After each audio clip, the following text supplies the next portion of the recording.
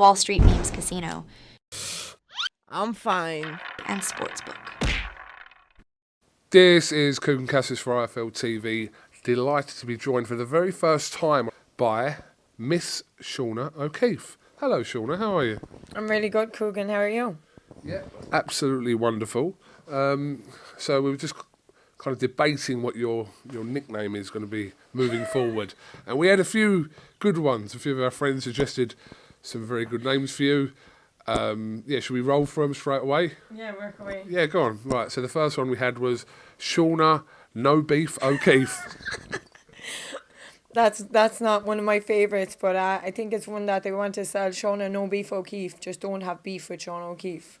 I kind of like it. I think it kind of works. It kind of has a ring to it. I'm kind of going to be one of those fighters, to be honest with you, that you definitely don't want to have beef with. I'm the last person you want to be in the ring with. So maybe it is going to stick. You never know. You look like the sort of person I don't want to have beef in the ring or on the street with, to be fair. Looks can be very deceiving. I think I'm quite soft outside it. But yeah, it's crazy. I had a chat with a fella the other day and he said the same thing. Just because he found out I was a fighter, he was terrified of me straight away. But if you meet me in my day-to-day life, I'm so bubbly and so outgoing. But I have what you call a switch. And when that switch goes off in the ring, I'm a different type of animal. Oh my God, I'm a different type of animal. Okay, you're not in the ring now. You can calm yourself down just for a second. Okay, so basically I got bullied into doing this interview by your flatmate who's been your number one supporter, shout out Shelley. Hi, Shelley. Hi, Shelley. That was a joke. But listen, let's cut straight to it. 2-0 as a professional and 29 years old. You want to kind of make your mark right now and right away. Yeah, so obviously I turned over in September and within 12 weeks I had my pro debut against a really tough girl, Vieda Masikei, and it made me rank 19 in the world after one fight. Wasn't a great performance, but I got through it and I got the W, so that's the main thing. And then I had my second fight 2 weeks ago and I completely knocked her out. TKO'd her in the third round. It was unbelievable performance for me. It was a punch-perfect performance. I did exactly what my corner asked me. I did exactly what Kevin asked me. So from there, I gained massive confidence. When I turned over in September, I said my goal is to be European champion by 4 fights. And I believe I can do it now. I'm ranked 23 in the world with the ranking system changing.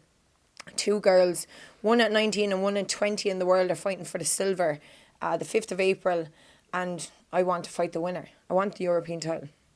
We know in women's boxing things can progress very quickly, and it's not to do with the calibre of fighters, it's to do with the kind of the depth in numbers of women fighters compared to those of the male. So for you to be European champion within 4 or 5 fights is realistic. You to be a world champion, so we say within 10 to 12 fights, that's also realistic as well.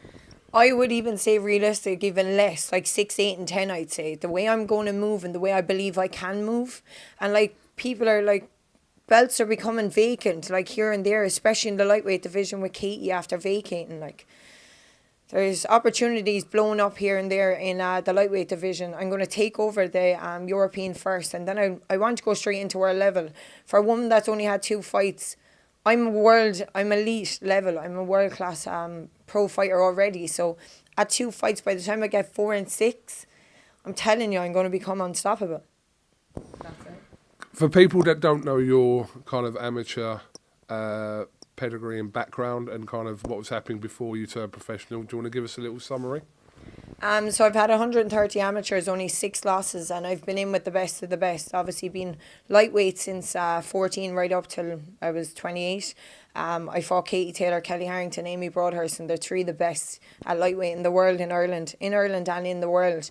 So I've mixed it with the best of the best, and then obviously coming back now, I think the biggest thing with me is I'm fresh as a daisy because I was out of the ring for a few years. I pursued a career in becoming a personal trainer. So the 6 years while everyone was fighting and battering their bodies and getting tired and fatigued and all these, I wasn't doing that. So right now I'm fresh. I'm really, really fresh. And I think that's why everything I'm learning, all the craft I'm learning in the gym with Kevin, I'm picking it up like a sponge. Like, how often do you see a person progress so quickly? If you watch my pro debut to my second fight, I've went up levels. I mean levels. And literally, we're only scratching the surface. I'm only doing it 4 or 5 months. Like, So, Shauna, we know over the last sort of few years, women's boxing has been thriving.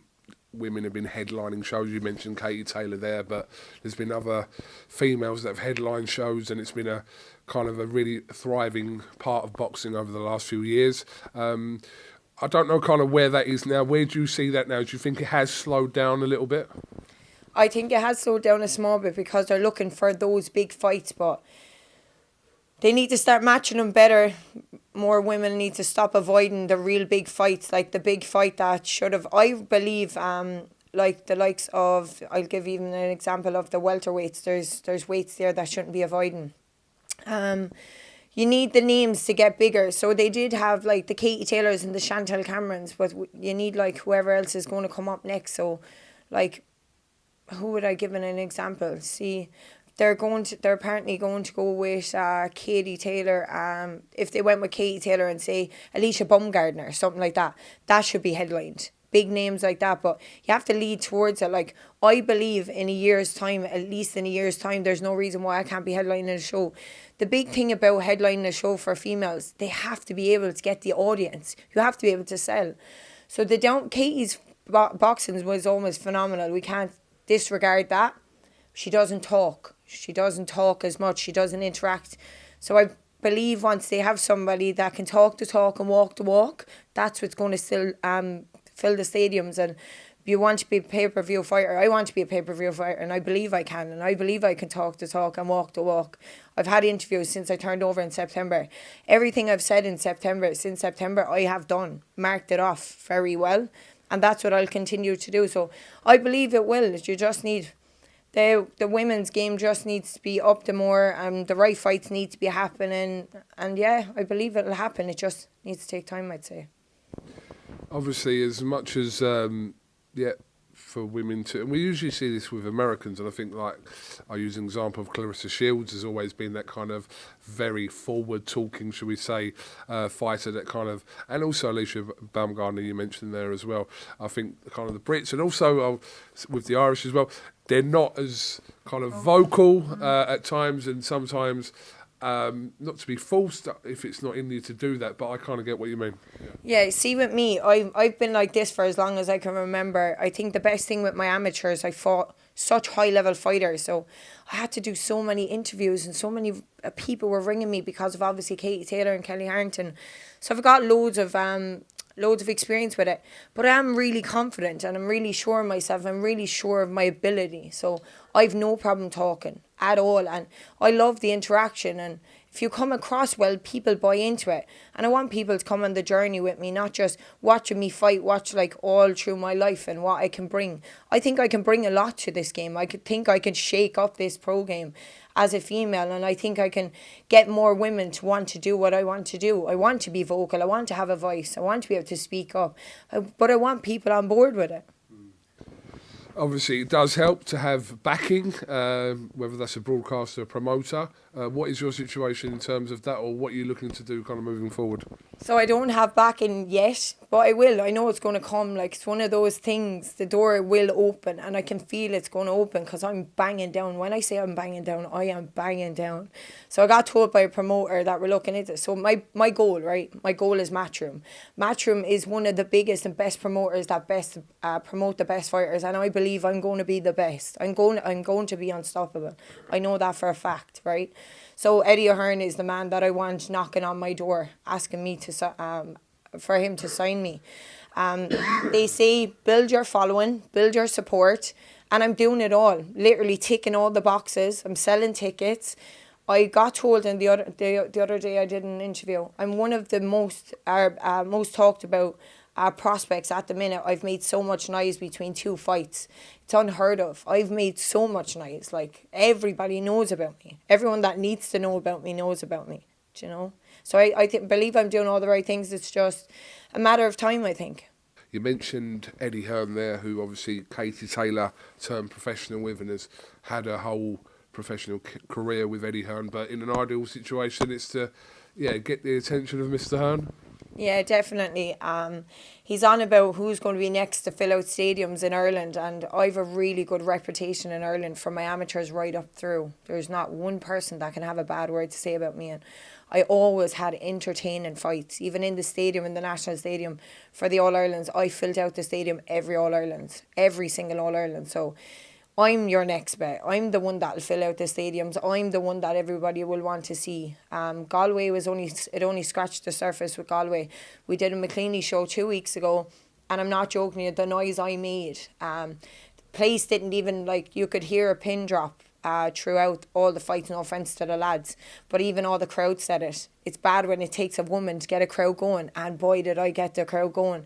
Between my ring walk, between my fighting, my boxing, and then to knock her clean out. It's very unheard of for females to knock girls out. And I said it, my first interview with Joe on IFLTV in September, I want to be the only girl in this, in the pro boxing, to be able to knock girls out. And I believe I can. And I made a statement 2 weeks ago that I can, so yeah.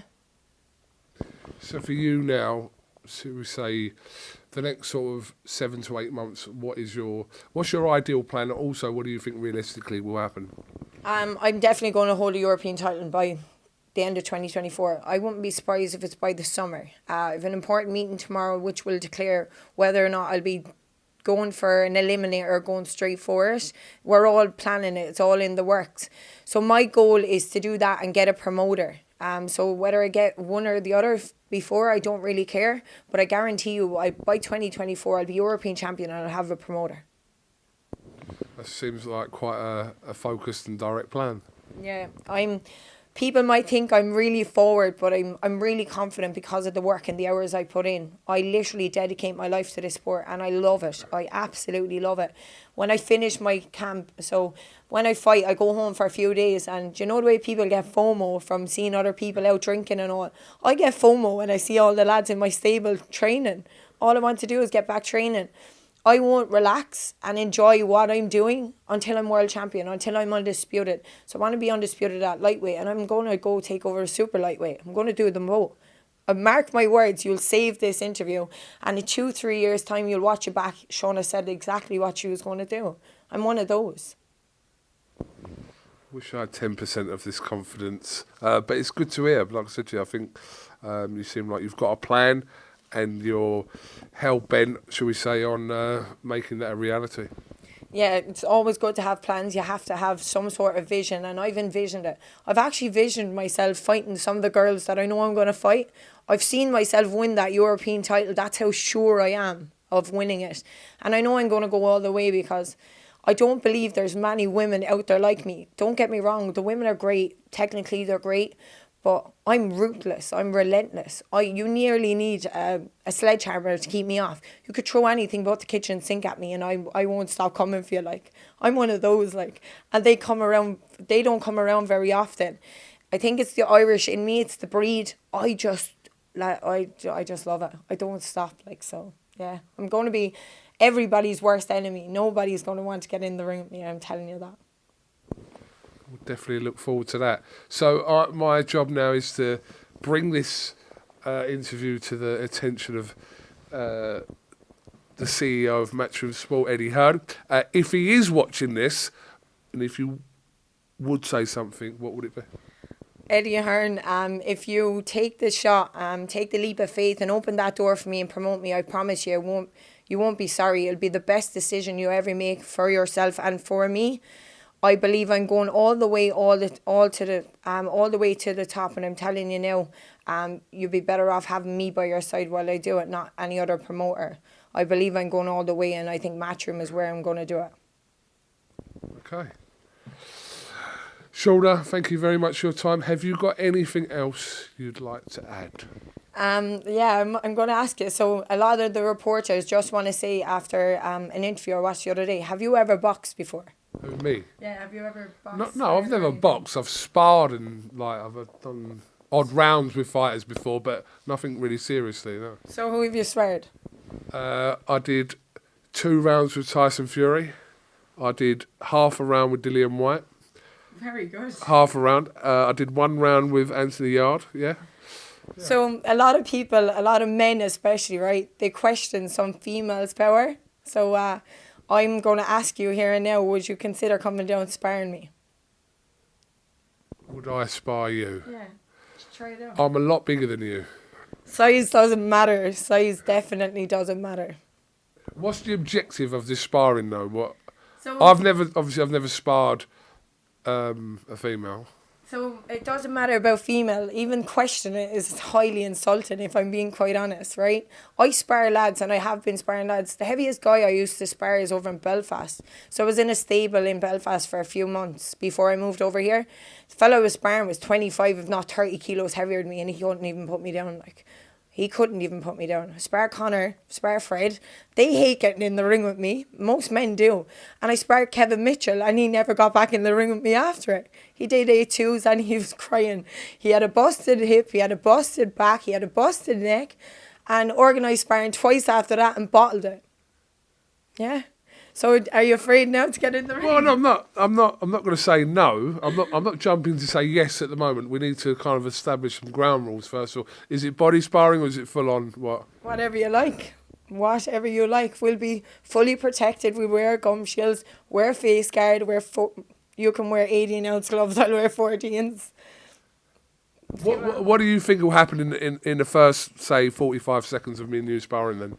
I believe I can drop you with a body shot very easily. Within how long? Oh, I'd give it 10, 20 seconds. 10, 20 seconds? Yeah, 100%. Absolutely fucking not. Absolutely, yeah, I'm not joking. I'm really good at body shots. Look back my last fight and you can hear them. Not only see them, you can hear them. The crowd could hear how crisp my body shots are. You think you could get to me in 20 seconds? I'm not kind of proclaiming to be any kind of athlete, which I'm clearly not, but within 20 seconds you could do that. Yeah, 100%. You're really tall. Like chopping down a tree. Literally. Literally. I don't know whether I want to do this now. When you first said it, I was like, okay. But I think you actually mean this now, don't you? Oh, I'm deadly, deadly serious. Yes, I am. I'm a mean machine. Can I think about it? You can think about it and get back to me, of course. You know where I am. Absolutely know where you are. Let me have a think about it. And then, is this going to be filmed as well? Oh, I definitely think it should be. 100%. Because when I drop you like a hot snot, it's going to go viral. Jesus Christ. You're not really selling this for me to do this, to be fair. But I'm not going to say no. But let me have a little ponder over it. You do know now that it's after been said on an interview. People are going to call you out for being a pussy. So you're probably going to have to do it. Just call me a pussy. Oh, my God. All right, I'm gonna let you know very shortly if I want to die or not. Shauna, thank you very much for your time. We'll keep progress with kind of your updates in regards to your next fight, etc., and also your situation with doing your best at knocking down doors to try and obtain a promoter. Like you said, you've mentioned Eddie Hearn there. Yeah, I really appreciate the time, and I really appreciate any bit of help. Any platform that people get me on, obviously it helps me, it gets me out there, and just shows everyone that I mean business, because I do. So yeah, thanks so much. Okay, if you never see Shauna O'Keefe on an IFL interview, that means that I am no longer with us. So God rest, and R.I.P. KUGAN CASSIUS. Shauna O'Keefe, thank you very much for talking to IFL TV. We'll definitely catch up with you again soon. Thanks again. Wall Street Memes Casino. I'm fine. And Sportsbook.